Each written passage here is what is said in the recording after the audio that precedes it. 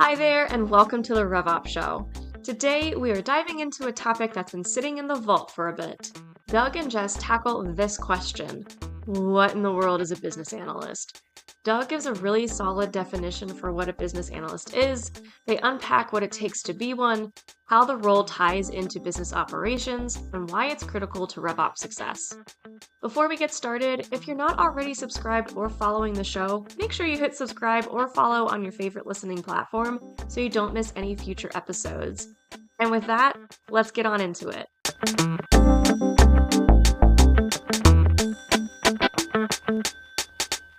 Jess, I must be your favorite person. Why? You're supposed to say Doug. That way they know who I Doug. am. Well, you didn't pause, so you screwed us up. I thought you were going to be able to make the read. Sorry, my bad. Doug, why? Another Friday morning session. I know. Here's the thing. I was talking to somebody about this. Like, we keep moving it to Fridays, but if it was scheduled for Fridays, we would never record on a Friday. Maybe I need to move it to Fridays. Right, but it's Friday morning. Not just Friday, but Friday morning. Yep. And it's actually, the last two times, like 9 and 9:30, so right off the bat. Yeah, which is early for me, because 9 or 9:30 is 8 and 8:30 for me. Remember, Jess, I'm slow until I get my coffee. This is cup number 2, by the way. It's been one of those weeks, Jessica. One of those weeks. Wow, I don't think I've used Jessica on the show before. You have not. You have not, Douglas. You have not. Yes, I'm not on my second cup of coffee, unfortunately. I'm still on my first. Well, hurry up. Yeah, it's been a week of travel for me, Jess. I've been to so much travel at the end of the year this year, which is unusual for us. Isn't the end of the year supposed to be when you don't travel? It's supposed to be. Jess, what are you? Oh, by the way, I didn't ask you for Thanksgiving. Did you sacrifice a member of the family? Isn't that an annual tradition? Every July 4th and Thanksgiving, you sacrifice a member of the family? Juan did smoke a ham, so we did barbecue. We did have a family barbecue. Is that like smoking a cigar? It's not. Okay. It is not at all like that, in fact. Have you ever gone the fry a turkey route? We did, and it was terrifying, and I won't do it ever again. It was Juan and a couple of his friends, and I was so worried someone was going to blow someone else up that But how did it taste? It didn't taste great. It didn't taste great. Yeah, I don't know. I like my turkey. I have a process. I've spent like 15 years perfecting it. So I don't Those know. of us who listen to the show are not surprised to know that you have a process for your. I know. For your cooking. I have a schedule for Thanksgiving dinner of what I make and when. Don't you just throw shit in and take shit out? Isn't that how it works? It's not how it works. This is why you're not in charge of Thanksgiving dinner, Doug. I'm not in charge of very much these days. I know. I've noticed that I'm in charge of less and less. What? As we get bigger, I get less. What's I don't know how to answer that. as my title grows, I get less span of control. What's going on here? I think that's normal. But remember, this is all about world domination. I'm just the brain. I'm just trying to figure out how to take over the world. Remember how it was when you had all of the control and all of the responsibility. Just remember that. I remember I was talking to somebody the other day about talking to a HubSpot person who I used to talk to all the time, and I'd be able to, here's what I think needs to be better. Here's why this is difficult, et cetera. And then I realized, I'm like, you know what? I'm in HubSpot all the time, but I'm in as a user. I do so little actual, I knew there was an area that didn't work right the way we wanted it to. And I couldn't explain what it was because I had only talked with you all about it. And yeah, it was both good because obviously I shouldn't be doing that, but it was also scary. Yeah. I was just a scared little boy, Jess. I'm just a scared little boy trying to make his way in the world. Well, now you're able to focus on the things that you should be focused on and want to be focused on. Well, I want to be focused on sleep, and that has not been happening.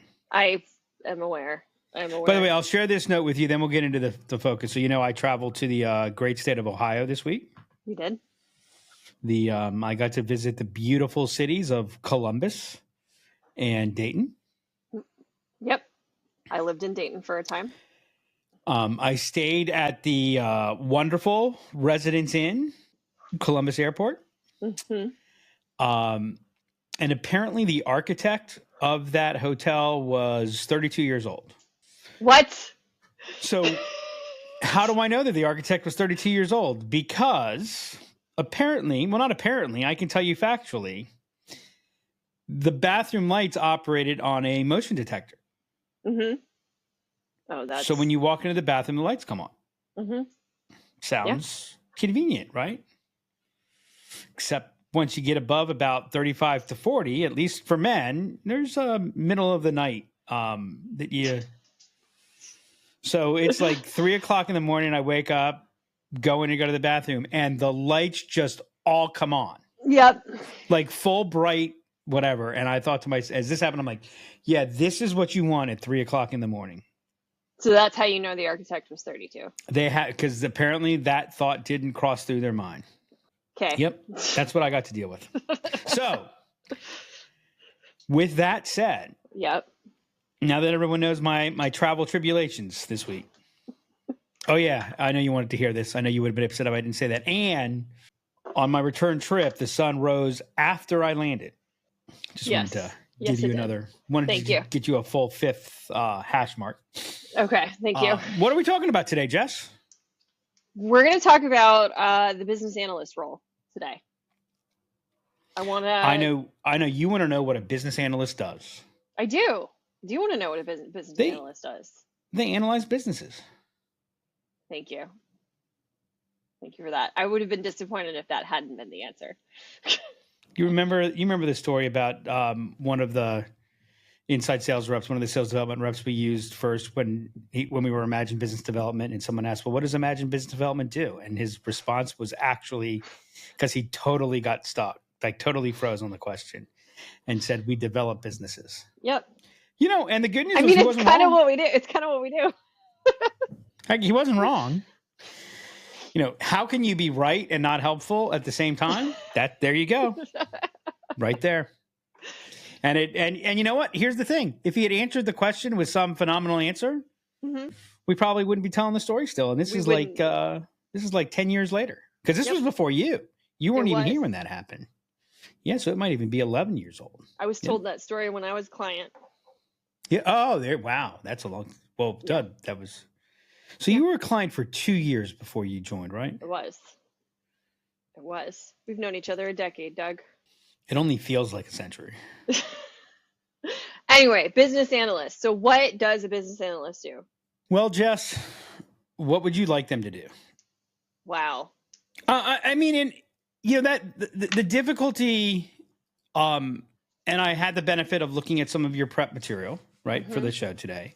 Yep. And so what we're going to talk about is the term kind of emerged and has been applied and gets applied to any number of functions. So like there is no formal role discipline that says if you're the controller, this is what you do. There's clarity around that. That's more of a defined, more of a vertical position. A business analyst, again, how can I be factually correct and unhelpful?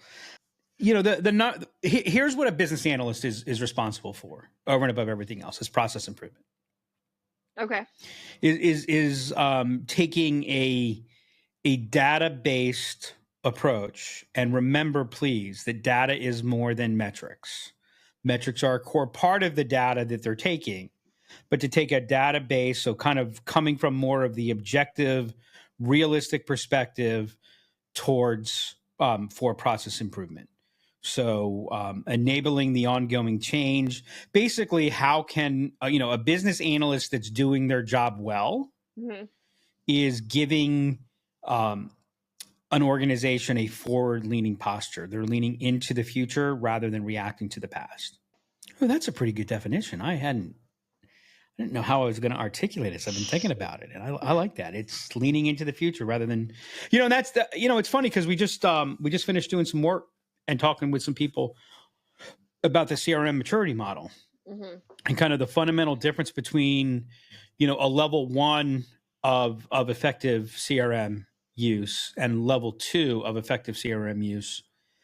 Is level 1, you're able to manage the business, but you're managing off of lagging indicators. Level 2, you're managing the business, but you're managing it with leading indicators. You're managing it forward. And I think one of the elements, whatever the, whether there's a person, people, it's split like the function of a business analyst, the function of business analyst is a key component of the bridge from a level 1 management of the business to a level 2 management of the business.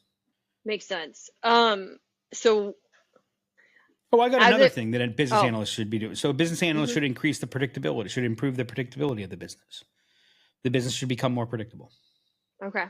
So as I was doing research for this, I we do research for this show? Yes, we do. Yes, we do. I know, it's shocking. I had no idea.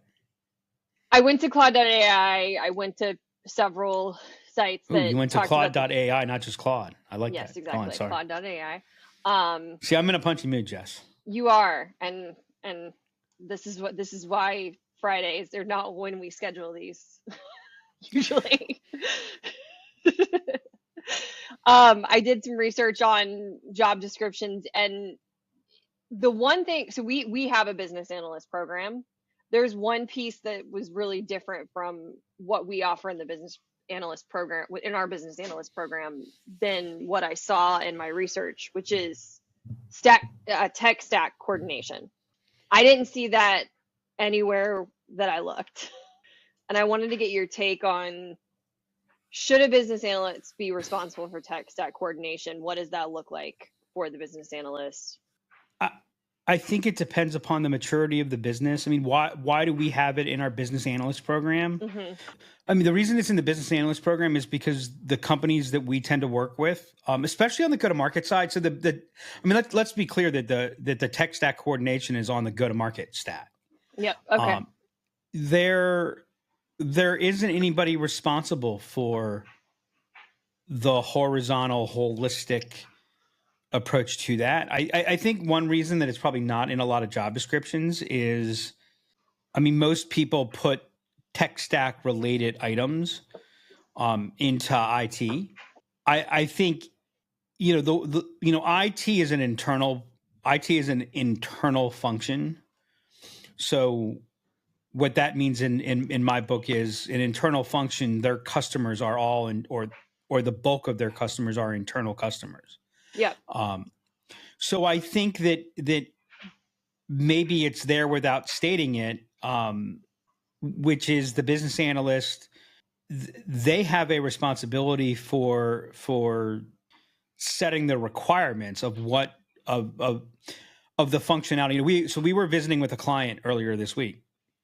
That's what brought me to the beautiful city of Dayton, Ohio. But we were, and one of the things that we all talked about, and their head of IT brought up is, that what's important and why we're taking the approach that we're taking is that the outcome, typically companies look at their IT and it's very feature driven. This isn't sufficient. Let's look at hey, this product is better. Let's move from this product to this product, right? As opposed to saying, what are the outcomes that we need? And I remember one of the things he said, what's the outcome? What do we need this to do? Yeah. Maybe there's no technology that can do what we need it to do. It's possible that we'll find out that requirement can't be met, but we still need to know that. So when I talk about setting the requirements and the specs, that's what I'm talking about is remember, tech is not a solution. Tech is an enabler. Tech is an accelerator, right? Well, what is it enabling or accelerating? And I think that that a business analyst, and so if you look at a strong RevOps team, you've got marketing operations, sales operations, service operations, you've got those perspectives. And even if you have one person, you're a smaller team, so you're managing that there. If you are a smaller team, you typically have the users that are also managing the software. So you have a natural, and you should have a natural vertical perspective that you're looking at. Marketing's looking at what marketing is using, sales is looking at what sales is using, and that should be there. But someone also needs to manage the trade-off to it is the organization's tech stack. So if we're talking about process improvement, I don't think you have process improvement, let alone process transformation, if it's not directly tied to, integrated with what is the technology and what is the tech stack. So my bet is, as with so many other things that we've done, my bet is you don't see it in the job descriptions today so much, but I bet you will over the next 18 to 24 months. Well, and there's something that really struck me as you were talking about this, around the fact that IT usually owns tech stack. Mm-hmm. And that's a lot of IT's role is to ensure security, compliance, those, and they should own that. That's their job, literally their job. There's one other job. Well, okay. Control spend. Yeah, absolutely. All those things. And we run into where we get in the middle of this with IT with clients sometimes, where there's a security concern. IT always goes to, hey, we need to lock all this down and not allow. They're the no police. Right. And they're playing their role there. Someone needs to be able to come in and say, okay, we can do that. Here's the implications of that. Here's how this is going to affect our process, the users.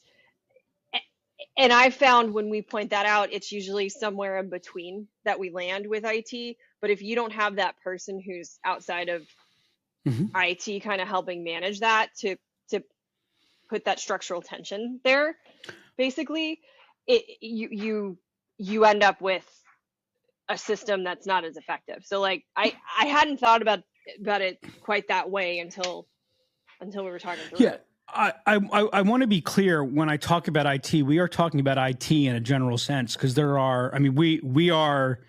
we're blessed that we work with some really, really good IT leads, right? Yep. They are business people who run IT.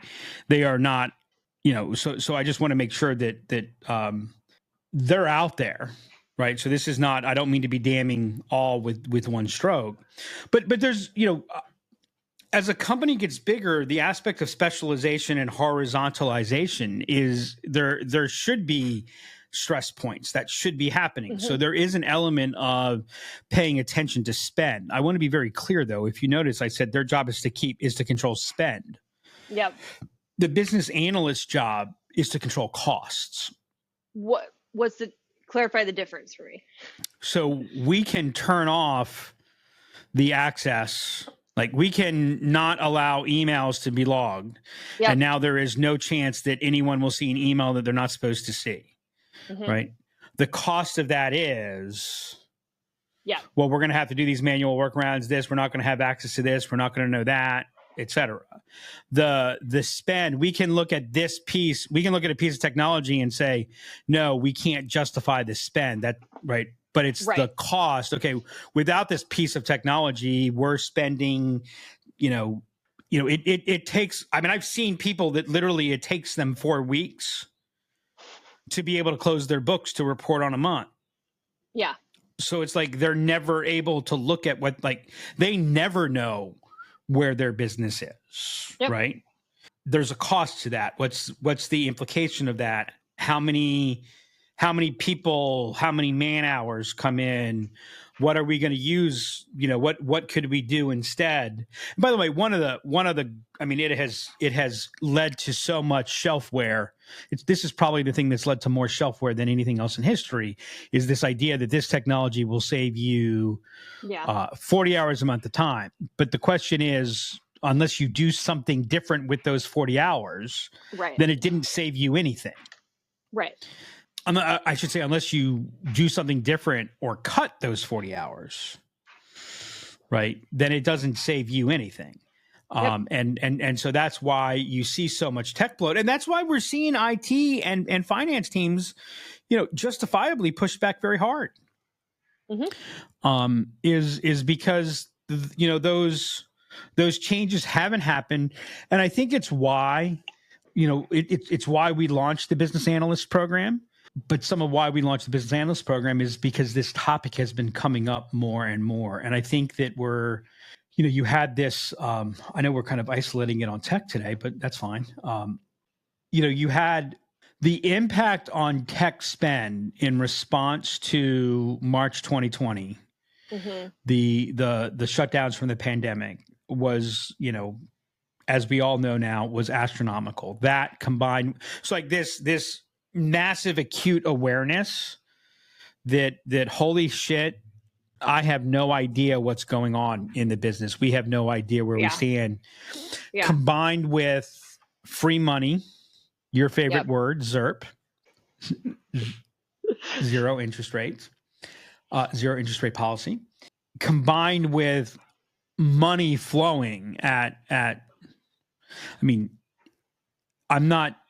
am not condemning. I think that given what we knew now, I was an advocate for PPP, Paycheck Protection Plan, or Paycheck Protection Program, whichever it is. Because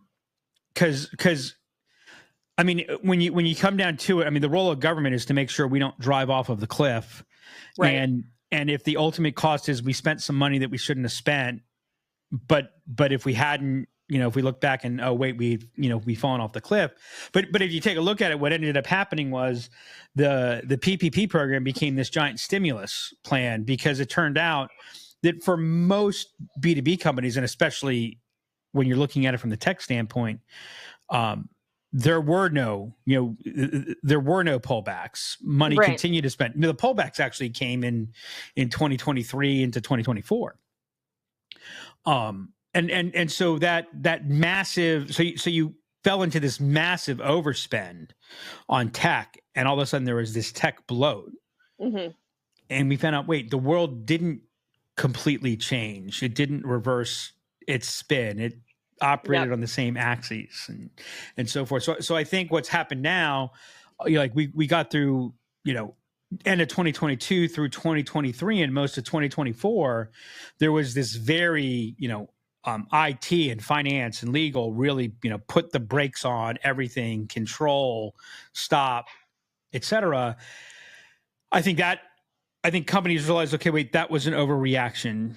But now it's like, okay, we need to do these things, but quality is really what's going to win out. And companies are being, very careful and very aware. But there's always the excuses that fall down to some variation of, let me think about it, because, making decisions are hard. Yeah. Jess, you may not know this, but the word decide and the word homicide have the same suffix, and mean the same thing. What, we're seeing companies very prudently talking about, okay, before we are going to move forward, but before we move forward and sign off on all these contracts and these spends, we're getting the resource commitments from the various groups to what's going to be needed to implement this. And that's a very fair, very proper way of operating this. I think when you come down to this and you start operating that on scale, where does all this come from? We talk about data normalization. That's a business analyst function, and tech's a big play on that. And I think that's why that tech stack coordination is a function. It is a business analyst function. Whether the business analyst, most companies don't have a business analyst, so business analysis gets done by a broad group of people. Yep. Oftentimes by a senior level person working on a spreadsheet at 9:00 at night. Yep. Going, I wonder if this happens. What do we do if that happens? Right. So turning that into a more scalable process. So I think, at the end of the day, what a business analyst does is enable scenario planning. Makes sense. So what are some key skills that a business analyst needs to have? You need to have the ability to analyze. Oh my goodness gracious, I am just on a roll today. Holy cow. I it's can't. Friday, guys. I'm trying not to be so funny, Jess, but I just can't help it. Sometimes I can't help myself. What are the skills that they need to have? Well, they need to have they need to have some skills in math. Okay. They need to be very comfortable with data. They need to be comfortable working with large data sets. They need to be comfortable working in environments that have lots of complication and lots of complexity. I think business analysts, and I've seen a lot of business analysts that I would not describe as curious. I don't think they make very effective business analysts. Yeah. I think that business analyst is you've got to be comfortable with the scientific method. Hypothesize, experiment, find, adjust, hypothesize, experiment, refine, or and managing that process. You need to be comfortable with technology. So I would say math. Truthfully, you as you advance, you want to have some comfort level with some, like I've had some people say, if you're going to be a business analyst, you need to be able to code in Python. Like, I don't know that you need, and especially today with, I don't know that you need, but you need to be comfortable with that. You certainly need to have that mindset. So it's probably as much mindsets as it is skills. I was going to ask you, are there any technical capabilities that you need? Because you're talking about kind of soft skills, but technical skills. Yeah. You better know how to use Excel. You can't get lost in a SQL database. The ability to use Python is because as you get into your more advanced analysis, you're just going to be, you're running so many different types of analyses. You're just going to need that.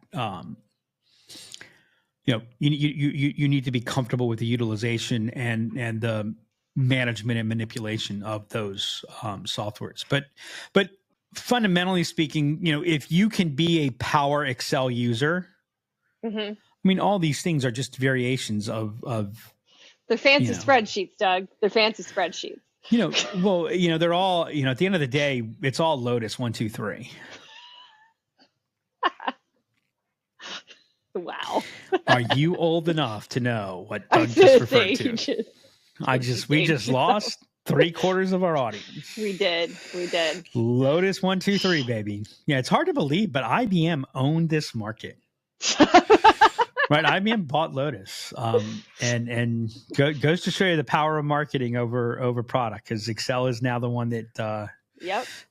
But Excel's a great product. It's funny because all these SaaS companies, the number of companies I've seen, we're out to kill the spreadsheet, and I'm like, why? Well, so it's actually an interesting point. We're going to go off on a little tangent here that you bring up about the knowledge of Excel, because there's some folks on our team where I'm like, you need to learn Excel, because it connects to so many things. Like when we're looking at data, when we're doing analysis, to your point, whether you're a business analyst or not, if you're dealing with data, like the ability to be able to use Excel helps in other places. And proficiency there is helpful. I also have a couple of friends who are business analysts at large organizations, and they use Excel like crazy. So to be Excel master I would say even before you're an Excel master, and I think anybody if you're in a RevOps world and you're not proficient at Excel. Yeah. And by the way, let me be clear. If you're in the RevOps world and you're not proficient at Excel, even if you never touch a spreadsheet, right? But your first step before we start talking about Excel is, can you think in Boolean operators? Right. Right. I mean, the number of people that can't think and or not. Right. Right. So just, and then especially if it's that, and or and not, right? And whatever elements of that. So there's a thinking process. And so when you understand Excel, the number of problems like I think in Excel, I just don't know how to program it necessarily. That's why I wouldn't work well as an analyst. That's why I need an analyst. So same. Right. Yeah. Right.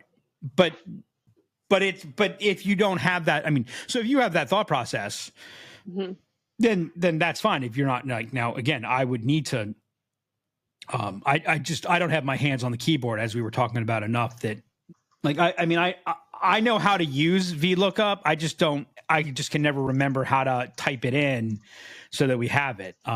That's where my good friend Google comes into play. But yeah, you need to, a good analyst thinks in that. I think that you need to have command.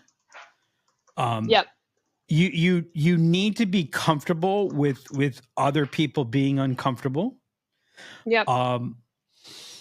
And I'll tell you, the truth of the matter is, I could lead a business analyst team, but I would never be a good business analyst because I'm not comfortable enough with partial. I'm too much of an advocate, right? So to me, it's like, the truth of the matter is, I'm not happy. I'm not happy when I get my way completely. I mean, that's still not enough. So that aspect of, I make the mistake, and I think, the thing that's enabled me to be effective is I've learned that it's a mistake of I try to solve too much in too few steps. Yep. So that aspect of being able to think iteratively and also, I think the job of a business analyst is, my job is to make you informed. My job is not to make the decision for you. Yeah. So we have a business analyst on the team. There are times when I run stuff by him exactly because I need them to go through his brain for him to say, hey, okay, this, or maybe this. Oh, by the way, I saw that. And then I can take that and go to the folks who need to make the decision. That's the, it's funny that you bring that up because he and I both have this in common, and it can be grating on people because the thought process when queried, the immediate response when prompted, right? Since we're now all prompt engineers, the thought process is, well, the problem with that would be, and so you can sound negative, and it can become grating. So one of the things that I think the skill that a business analyst needs to work on, because I think the nature of what makes a business analyst, there are always exceptions, but I think the natural combination of talents isn't the empathic communication style, right? And so that what they really need to work on is how to communicate the ideas. Because the other thing that a business analyst is going to have is the curse of knowledge. Yep. Right. They will have done analysis and understood the drivers of things that the people that they're talking to don't. And almost every truly valuable finding that a business analyst brings to the table is counterintuitive. And I say that because if the valuable findings were all intuitive, then we wouldn't need to do it. It would be right. It would, business analysts would be a confirmation.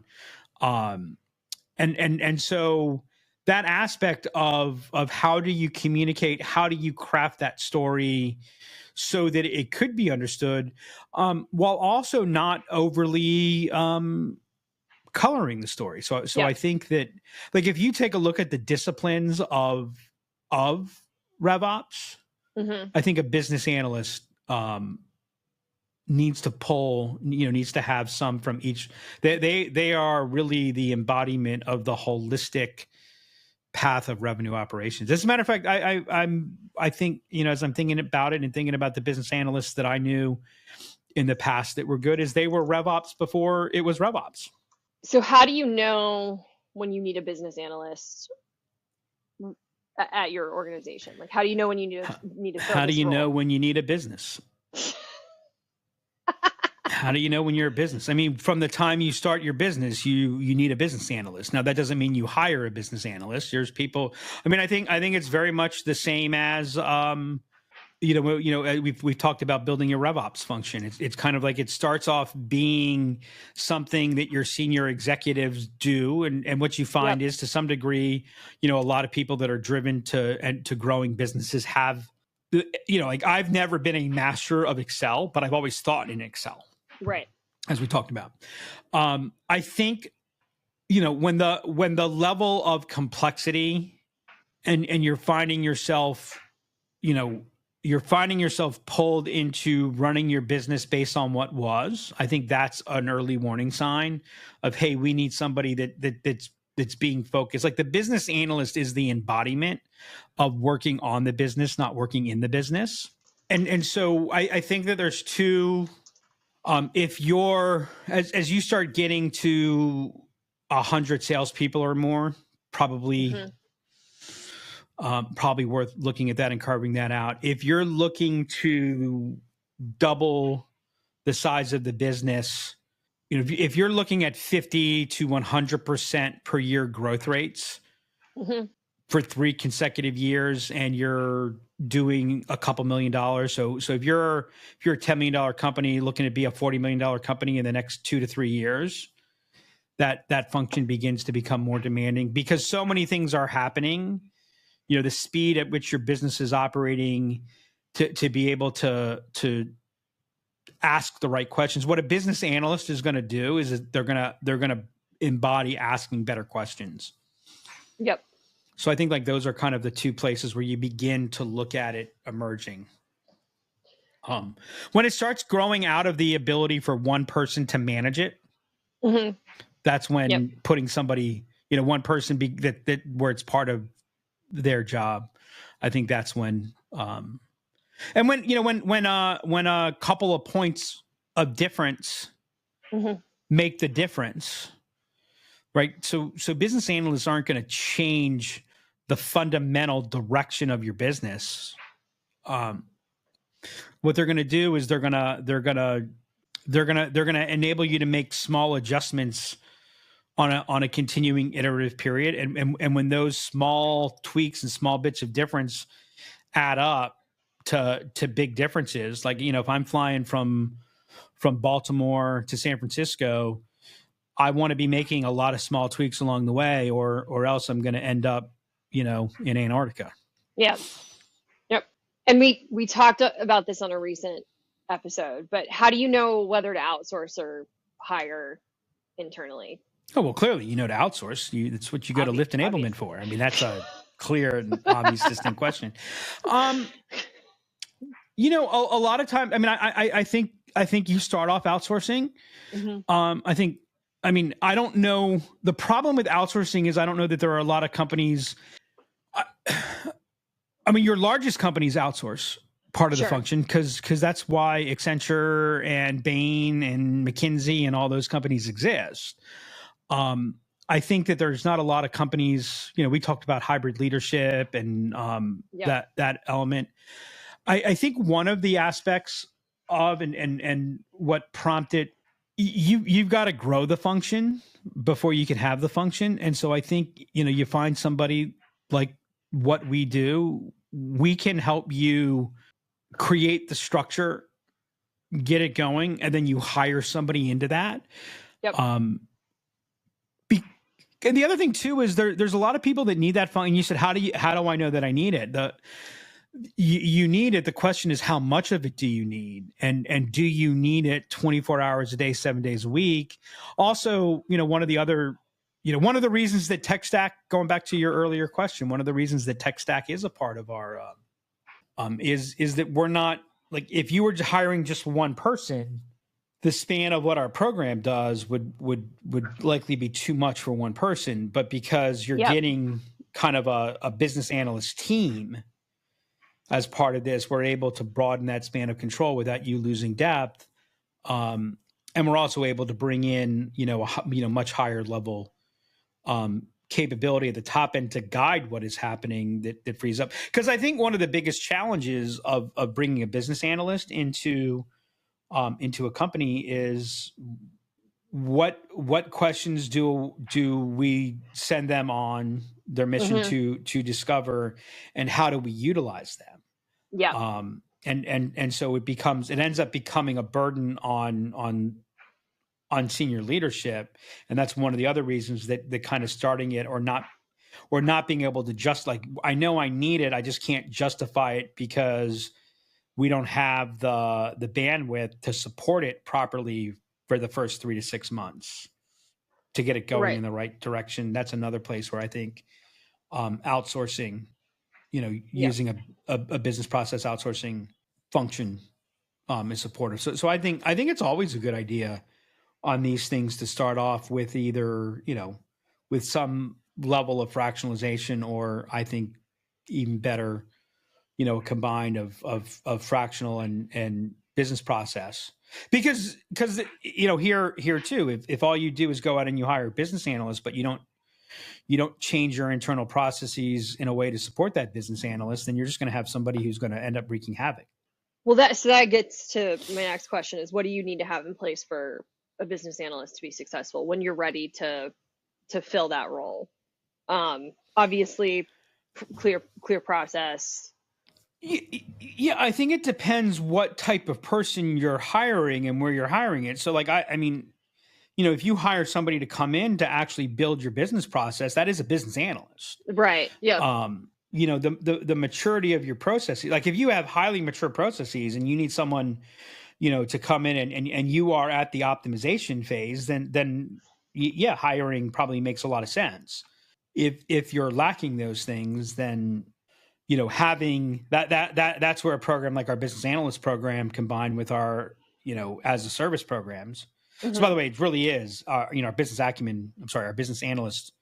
Oh, that's a skill they need, is massive business acumen. Yeah. But is business analyst as a service. That's where you combine business analyst as a service with our HubSpot admin or RevOps as a service, and that's where I think you really add a lot of power.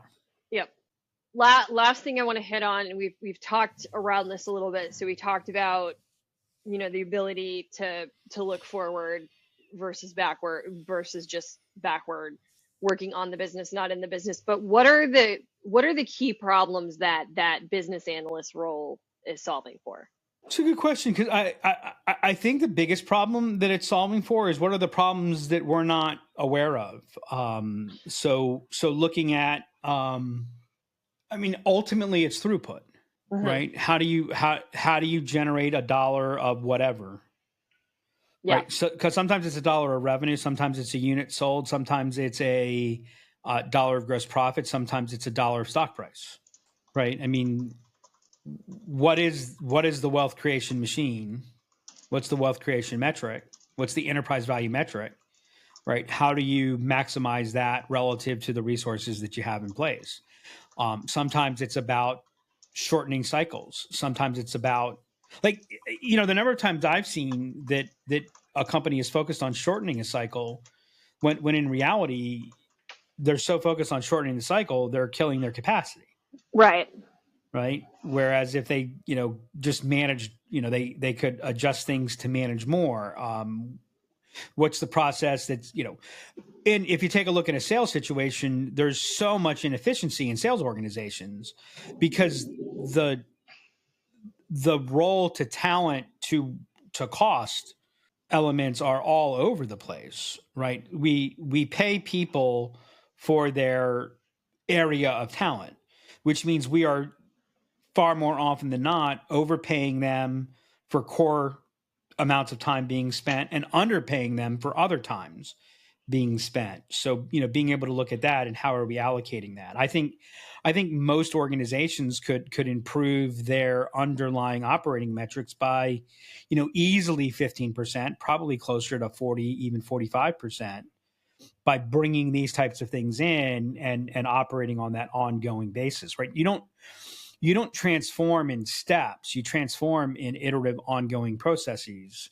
Yeah. And I think that what a business analyst does is it keeps that focus on the forward, even when we're getting sucked into, okay, we've come into storms. There's been a market shift. We're in a problem.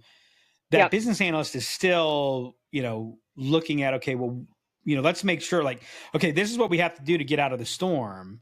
Right. If we can do it to be somewhere around here, that will help so that we're also, it's funny, back in the 2008, 2009 recession, I did some research, and more businesses go out of business in a recovery than go out of business in the actual recession. Really? Yeah, because if you think about it, when you get into a difficult market, you go into survival mode. You're doing everything you can to keep growing. Then when you come out of it, all of a sudden now you need to grow, but your muscles have atrophied. Right. It's the recovery that kills you, and so there's like that's the other element of it as well.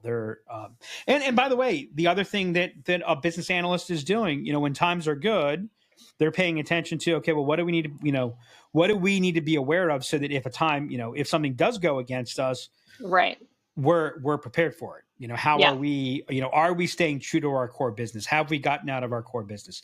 And by the way, in good markets, you are so incentivized and tempted, to constantly go further and further away from your core market. Yeah. That all of a sudden, the storm clouds come in, the headwind comes in, and you have no more core market, and you're like, wait, what happened? Yep. Those are all things that a business analyst is staying on top of and thinking about. I have 3 key takeaways. So starting with some level of fractional or BPO to get your process defined and ironed out can be a more effective way to build this rollout and actually hire an internal person. A business analyst is going to enable you to have scenario planning. So what you just talked about around when we're in a good market, when we're in a bad market. And then ultimately this role should help you have more predictability in your business. And you know what that does? Do you know what a business analyst does for you, Jess? What does it do, Doug? It enables you to say no to shitty RevOps. Till next time. Thanks for tuning in to this episode of the RevOps Show. If you enjoyed the conversation, be sure to subscribe or follow us on YouTube / your favorite listening platform so you don't miss any new episodes rolling out every single week. If you have any inquiries about being a guest or sponsoring the show, or if you simply have any questions you would like Doug and Jess to answer, email me at hannah@liftenablement.com. I'll leave you with this little bit. A great business analyst knows their way around Excel, like really knows it. Combine that with an understanding of data and turning it into actionable insights, and you've got a really powerful ally for RevOps and business success. Thanks again for listening, and until next time, just say no to shitty RevOps.